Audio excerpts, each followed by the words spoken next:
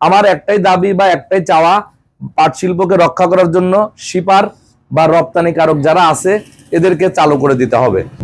5ই আগস্টে সরকার পতনের পরের থেকে প্রত্যেকটা ব্যবসাতে ধস নেমে গেছে। ইরাকে গেছে, ইরানে গেছে, রাশিয়াতে গেছে। এখন এরা জুট ইয়ানটা কিনে নেয়, মানে বাংলাদেশ থেকে সুতাটাক ব্যবহার করে ওরা কিনে নেয়। যেমন তার্কিতে Akid jute mill, Janata jute mill, Karim jute mill, Razzak jute mill, তার্কিতে একই বায়ারের কাছে 4টা মেলের মালিক মাল বিক্রি করে। তাহলে ওরা এই পাটের সুতা আর টেক্সটাইল মেলের কটন সুতা দিয়ে কার্পেট তৈরি করে। বাংলাদেশের সৌদি আরবের যত প্রকার জায়নামাজ আছে, ইসলামিক যত জায়নামাজ আছে, সব তার্কি সাপ্লাই করে। এখন পাটের, জি, কটন আর লিগে পাটের, মনে করেন আপনার ওটা হচ্ছে আপনার 6 প্লাই সুতা, 6 কাউন্টের।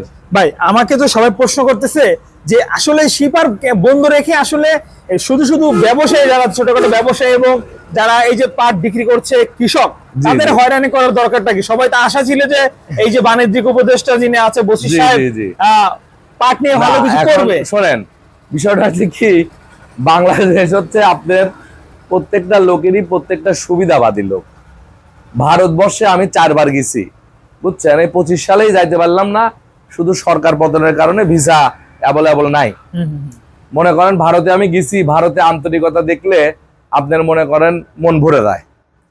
ওদের ভিতরে আন্তরিকতা, দেশপ্রেমিক আছে, দেশের প্রতি দরদ আছে। আর বাংলাদেশে দরদটা কারণ নাই।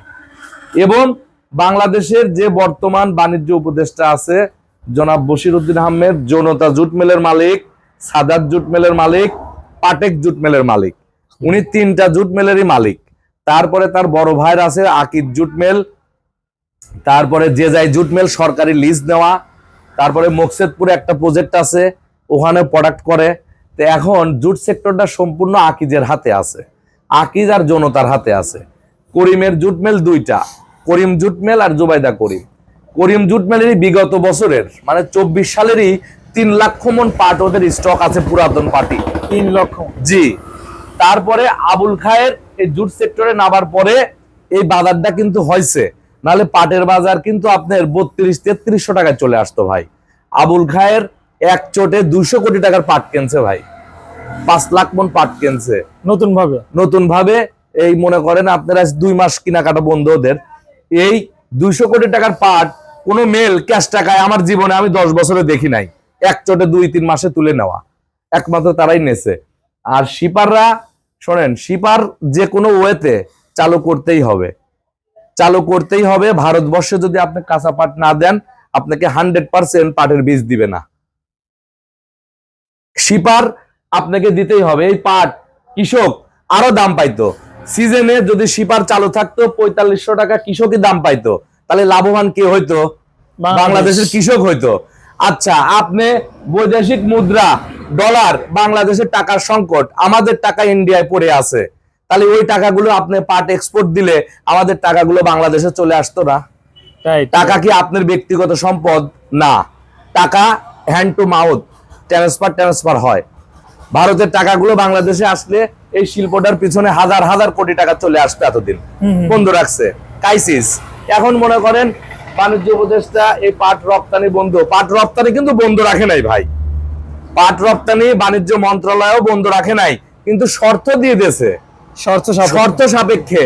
এটাই আমি আপনাকে বলি, শোনেন, পাট রপ্তানি যখন একটা বায়ার এক্সপোর্ট করে ভারতে বা নেপালে বা পাকিস্তানে, তখন তারা মনে করেন আপনার কাস্টমস সিএমএস আছে, সিএমএস এর মাধ্যমে ওরা মাল যায়। আর রপ্তানি বরু নামে একটা সংস্থা আছে বাণিজ্য মন্ত্রণালয়ের সঙ্গে, ও লিঙ্ক। রপ্তানি বরু আর সিএমএস যারা কাস্টম আছে, এই 2টা কোম্পানি মিলে পাট আগে চলে যাইতো।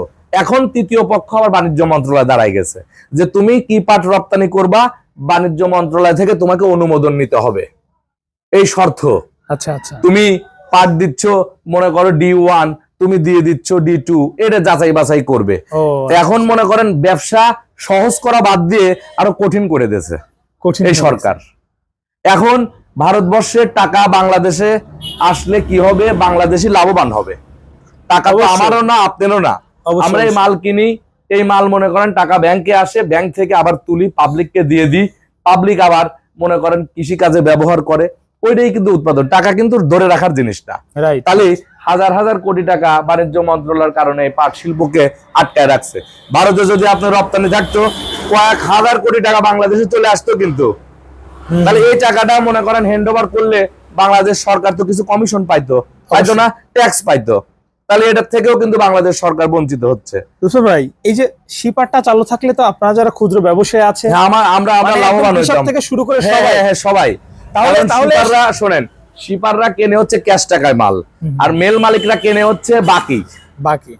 কথাটা বুঝছেন? কারণ ওরা সুতা বেচে বিক্রি করে নগদ টাকায়, আর পাট কেনে বাকিতে। তাহলে বোঝেন। আর শিপাররা গাড়ি লোড হয়েছে, পেমেন্ট আপনার 3টার ভিতরে ক্লিয়ার, কারণ ওর বিক্রি আছে নগদে। বা ইন্ডিয়ান সরকার, ইন্ডিয়ান মেল মালিক মনে করেন আপনাকে অগ্রিম টিটি দিয়ে দিয়েছে, অগ্রিম এলসি দিয়ে দিয়েছে। এলসি মানে আপনার ব্যাংকের মাধ্যমে এলসি দিয়ে দেয়, তুমি 200 টন আমাকে এই কোয়ালিটি পাট দিবা, ব্যাংক টু ব্যাংক। বর্ডার চলে গেলে এলসি ওকে, পেমেন্ট ক্লিয়ার। আবার টিটি দিলে মনে করেন 2 কোটি 4 কোটি 10 কোটি টাকা টিটি দিয়ে দিচ্ছে, মাল চলে যাচ্ছে ক্যাশ টাকা। তো এখন এই শিপারদের, আমি মনে করি শিপারদের এক হাতে ব্যবসা করা ঠিক না ভাই। সবারই রুজি রোজগারের ব্যবস্থা আছে। এক দৌলতপুর, খুলনা, তারপরে নারায়ণগঞ্জ, নাটোরে হাজার হাজার শ্রমিক কাজ করে পাটের পিছনে। আজ 2-3 মাস এদের কর্মহীন পড়ে আছে ভাই। তাই আমার জ্ঞানে আমি মনে করি পাট শিল্পকে রক্ষা করতে হলে অতি দ্রুত এক্সপোর্ট চালু করতে হবে, কাঁচা পাট রপ্তানি করতেই হবে। কারণ কাঁচা পাট ব্রিটিশ আমলের থেকে রপ্তানি হয়ে আসছে, আর সেটা আজ পর্যন্ত আমি দেখি নেই। আমার জ্ঞানের পরের থেকে ব্যবসার লাইনে জুটের সাথে জড়িত আমি কোনোদিনও দেখিনি কোনো সরকার এই কাঁচা পাট রপ্তানি নিয়ে এরকম তালবাহানা করছে। এরা যতখানি করলো, এখন মনে করেন আপনি মনে করেন একটা জিনিস, যে কাঁচা পাট রপ্তানি যদি না করতে দেয় বা শর্ত সাপেক্ষে দিয়ে থাকে, এখন একটা মাল মনে করেন এমনিতেই শিপারদের সমস্যা ভাই। আগে বেনাপোল দিয়ে মাল যাইতো, এখন এই মাল খুলনার থেকে চিটাগাং পোর্টে যায়, চিটাগাং পোর্ট থেকে ওইখানে কন্টেনারে উঠে ওইখান থেকে আবার নবসেবা বন্দরে যাবে। নবসেবা বন্দর হচ্ছে বোম্বাই, বোম্বাই থেকে আবার গাড়ি ভাড়া দিয়ে আবার বেনাপোলে নিয়ে আসবে। কারণ হ্যাঁ 12 টাকা কেজিতে বেশি খরচ পড়তেছে ইন্ডিয়ান বায়ারদের। যদি এটাও করে তারপরেও দেখেন তাও যাইতে দিচ্ছে না। এমনিতেই শিপারদের কিন্তু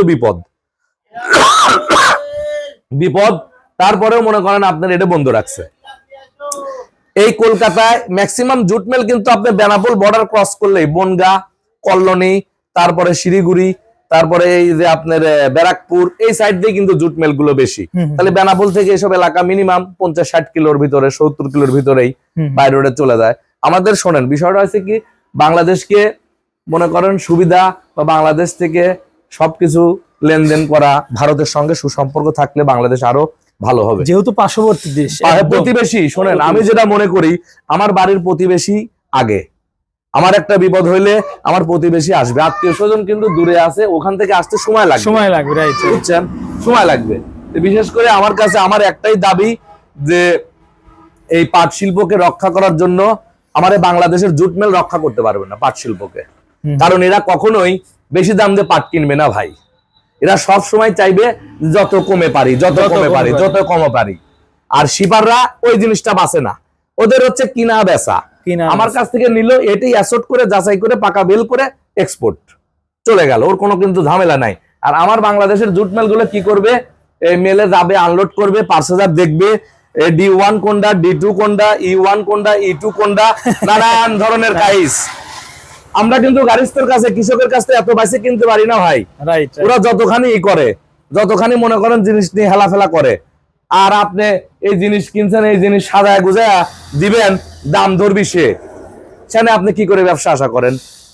এই জিনিস মনে করেন আপনি সাজায় গুজায়া ট্রাকে লোড করে দিচ্ছেন, ওখানে আনলোড হবে, ভাই আপনার এত দাম দিলাম, এটা কোনো হলো? তুই বেটা পাট লিবি, আমার ঘরের 3 পাট লিয়ে টাকা দিয়ে এই দাম গাড়ি লোড করে নিয়ে যা। রাইট, শিপাররা তাই করে। একটু আমরা পাট দেখবো ভাই, আপনার এখানে দেখতে। আজকে ভাই গাড়ি লোড হবে কবে? কালকে না, শনিবারের দিন দেবো ভাই, শনিবার লোড হবে না? পাট আসতেছে আরো এখানে আছে, এখানে 200 মনের উপরে আছে। আমি লুসি দিচ্ছি ভাই, আপনি তো লুসি দিয়ে দিচ্ছি, কারণ অত তো যাচাই বাছাই করার টাইম নাই। কারণ এই পাট বোঝা করে দেবো, আবার হনে ওই বোঝা খোলাই লাগে, একই কথা। লুসি যাবে, পর্দাটা কম আছে, বোঝার খরচটা বেঁচে গেল কোম্পানির। আর লুজ দিলে হবে কি, ভালো মন্দ তাৎক্ষণিক বিচার, বুঝেন নাই? আর বিশেষ করে আমার একটাই দাবি বা একটাই চাওয়া, পাট শিল্পকে রক্ষা করার জন্য শিপার বা রপ্তানিকারক যারা আছে এদেরকে চালু করে দিতে হবে এবং ভারতে পাট রপ্তানি করতে হবে। এই কারণেই করতে হবে, ভারতবর্ষ যদি পাট না যায়, পাটের বীজ যদি আপনাকে না দেয়, তাহলে আপনি আগামী সিজনে কিন্তু পাট রোপণ করতে পারবেন না। এটা টুডে টুমোরো, এটা কথাটা মনে রাখেন। Right right, exactly.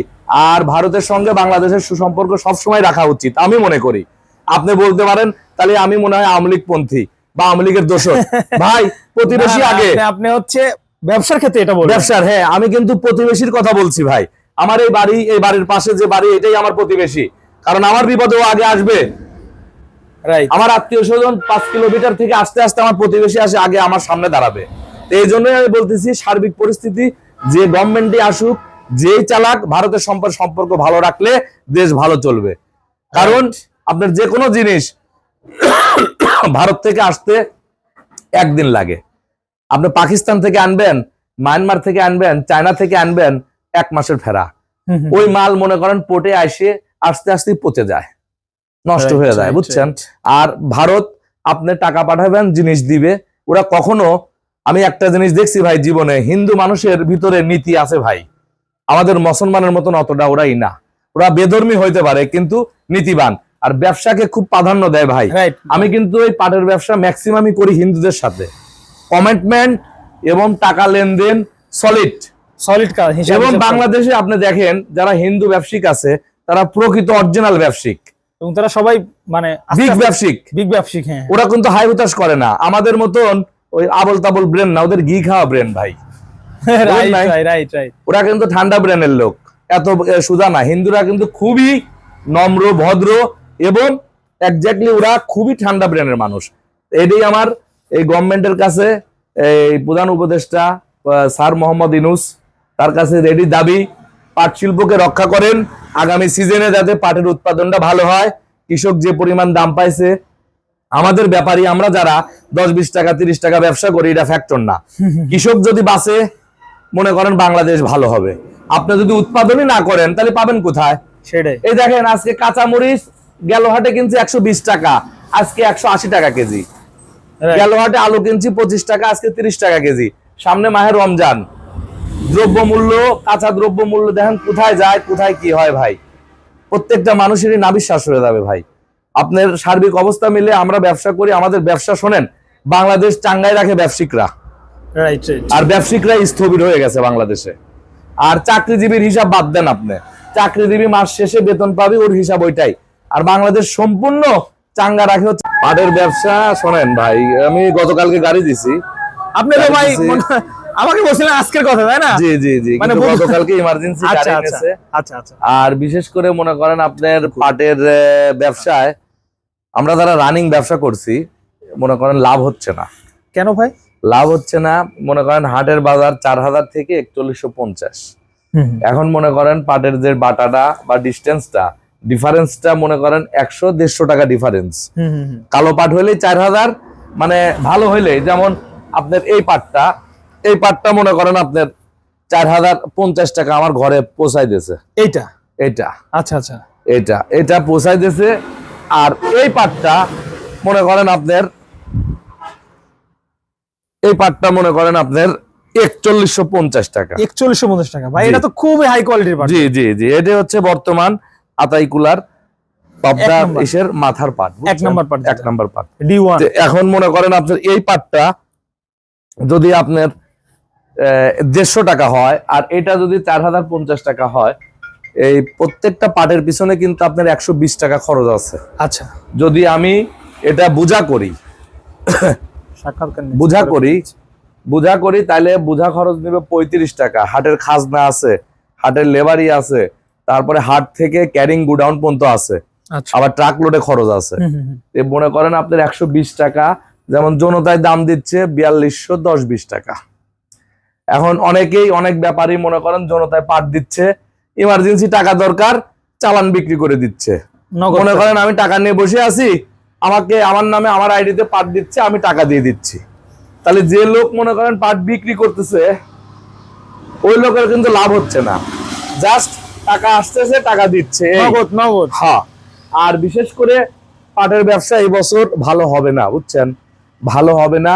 বারবার বলছে এই কথাটা, যে এই জিনিসটা হচ্ছে আন্তর্জাতিক বিষয়। এর ব্যবহার বাংলাদেশে নাই, এর ব্যবহার আছে ইউরোপ কান্ট্রিতে, এর ব্যবহার আছে ভারতে, এর ব্যবহার আছে মধ্যপ্রাচ্য দেশে। যেমন আজ থেকে অনেক আগে যখন 40-50 টাকা মন পাট ছিল, তখন শিপাররা, এই রপ্তানিকারক যারা এক্সপোর্ট করে, তারা কিন্তু ব্রিটিশ আমলের থেকে বিদেশে কাঁচা পাট রপ্তানি করত। বাংলাদেশের জুট মিল হওয়ার আগেই বাংলাদেশের জুট মিলই একমাত্র ছিল Adamjee jute mill. Adamjee jute mill ভেঙে খন্ড খন্ড হয়ে গেছে। তারপরে মনে করেন জনতা জুট মিল, তারপরে মনে করেন আপনার পুরাতন এর ভিতরে জনতা কপার টিপ মিল, তারপরে Fauji jute mill, national jute mill, সব মেল বন্ধ। এইগুলো মেল বাংলাদেশে যদি চালু থাকতো, তাহলে সোনালী হাঁস কাকে বলে, মানে কি ব্যবহার, এটা বোঝা যাইতো। এই পাট মনে করেন আমরা আজ থেকে পিছনে 10 বছর পিছনে যান, 1200-1300 টাকা মন কিনছি, আর এখন সেই পাটের দাম 4100-4200 টাকা। বিশেষ করে এর ব্যবহারটা বিদেশ আলারাই ভালো জানে। ভাই এই যে আমরা তো পাটের বাজারটা আসলে নিয়ন্ত্রণ তো হবে আন্তর্জাতিক বাজারের সাথে। জি জি। তারপরেও আমরা দেখি যে এখন বর্তমান সময়ে আসলে একটা সরকারের পতনের পর, আমরা 5 আগস্টের পর থেকে সবার একটা আশা ছিল হয়তো বা বিভিন্ন দেশের সাথে আরো বাণিজ্যিক অবস্থা ভালো হবে, না না, কিন্তু আমরা তা কিন্তু হিতের বিপরীত দেখলাম। যেমন এই যে শিপারে 10 লক্ষ টন পাট, 10 লক্ষ মন, হ্যাঁ, পাট আটকে আছে। তাহলে এই শিপারটা বন্ধ কেন রাখা হলো?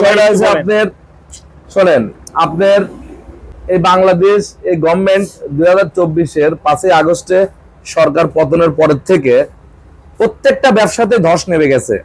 কারণ আপনার মনে করেন 284টা গার্মেন্টস বন্ধ, পাট শিল্প মনে করেন ধ্বংসের পথেই, ধ্বংসের পথেই। এখন মনে করেন ভারতের সঙ্গে তো বাংলাদেশের সুসম্পর্ক যাচ্ছে না, আর বাংলাদেশের সবচাইতে বড় ক্রেতা, বাংলাদেশের কাঁচা পাটের সবচাইতে বড় ক্রেতা হচ্ছে ভারত। আর আপনাকে যেই বলুক চায়না যাবে, রাশিয়া যাবে, অমুক যাবে, ভাই কাঁচা পাট ভারত, নেপাল আর পাকিস্তান, এই 2-3টা দেশ ছাড়া কাঁচা পাট কখনো আদৌ কোনো বিশ্বে যায় নাই।